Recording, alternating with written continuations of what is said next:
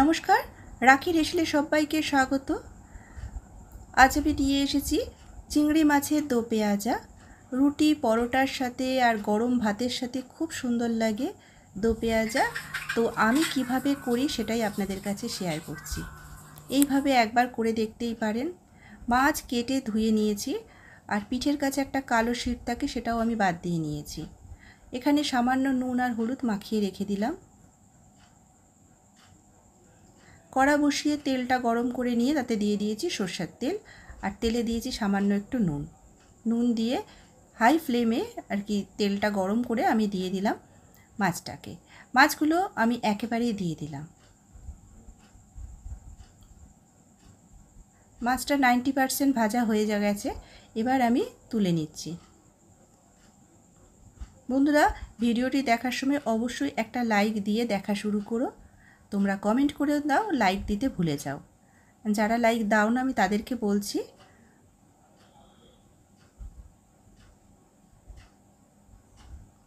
জিরে আর শুকনো লঙ্কা দিয়ে দিলাম মাছটা তুলে নিয়ে।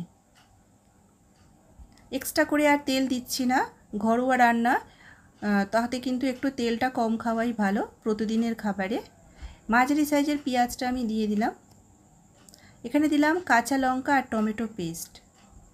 কাঁচা লঙ্কার মধ্যে আমি 2-3টে পাকা লঙ্কাও দিয়েছি, তার জন্য কিন্তু কালারটা খুব সুন্দর হয়। একটু ভাজা হয়ে যাওয়াতে সময় দিলাম, আর এখানে একটি কড়ার মধ্যে আমি সরষের তেল দিয়ে দিলাম আলু। ডুম করে আলু কেটে, দুটো মাঝারি সাইজের আলু কেটে ভেজে নিচ্ছি। সামান্য নুন আর হলুদ দিয়ে আলুটা ভেজে নিচ্ছি। আমি এখানে নুন দিয়েছি বলে রান্নায় নুনটা একটু কম দেব। আদা আর রসুন আমি পেস্ট করেছি, তার মধ্যে অল্প একটু পেঁয়াজও ছিল, সেই পেস্টটা এবার এর মধ্যে দিয়ে দিলাম। রান্নাটা কষা পর্যন্ত যেহেতু জল ভাব রয়েছে, তাই এখানে মশলাটা দিয়ে দিচ্ছি। নুন, হলুদ, জিরের গুঁড়ো, ধনের গুঁড়ো আর একটু কাশ্মীরি লঙ্কার গুঁড়ো। গুঁড়ো মশলাটা দিয়ে দিলাম। এক্সট্রা করে জল দেবার দরকার নেই, যেহেতু আমার আদা রসুনের আর পেঁয়াজের জলটা রয়েছে, তাতে করে আর জল দেবার দরকার হবে না। এতেই কিন্তু আমার মশলাটা কষা হয়ে যাবে। মশলা কষবো 2 থেকে 3 মিনিট ধরে। দিয়ে দিচ্ছি সামান্য একটু চিনি।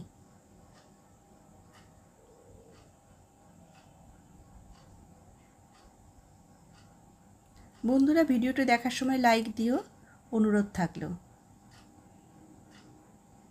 আমি এখানে কাজু আর চারমগজ আর আমন্ড পেস্ট করে রেখেছিলাম, সেটা এবার দিয়ে দিলাম। 4টে আমন্ড, 4টে কাজু আর হাফ চামচ চারমগজ। দেখো, কাজু চারমগজটা দেওয়ার সাথে সাথেই কিন্তু রান্নার কালারটা বদলে গেল, রান্নার টেস্টও বদলে যায়। অবশ্যই এভাবে একবার করে দেখো। এবার ভাজা আলুটা দিয়ে দিলাম। রান্না থেকে তেল ছাড়তে শুরু করার সাথে সাথে ভাজা আলুটা দিয়ে দিলাম। ভাজা আলুটা দিয়ে 1 থেকে 1.5 মিনিট কষে নেব।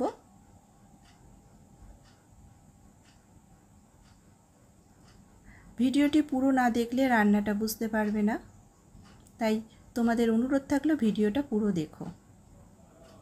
বাটি ধুয়ে একটু জল দিয়ে দিলাম, আর ভাজা চিংড়ি মাছটাও দিয়ে দিলাম।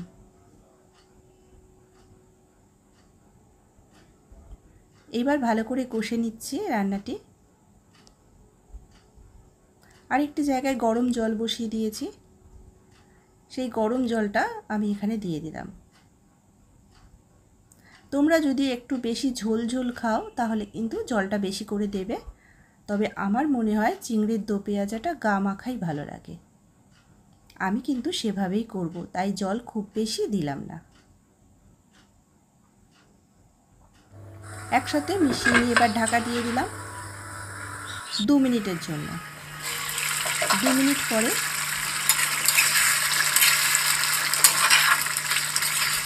আমার এটা তৈরি হয়ে গিয়েছে প্রায়। একটা আলু দেখে নিলাম যে না, আলু গলে গেছে। দিয়ে দিলাম গরম মশলার গুঁড়ো। খুব সুন্দর একটা সেন্ট বেরিয়েছে।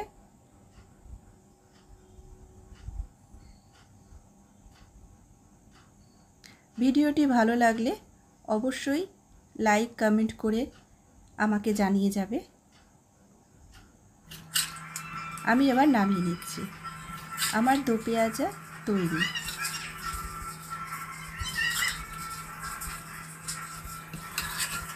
আমি একটা সার্ভিং ট্রেতে ঢেলে দিলাম।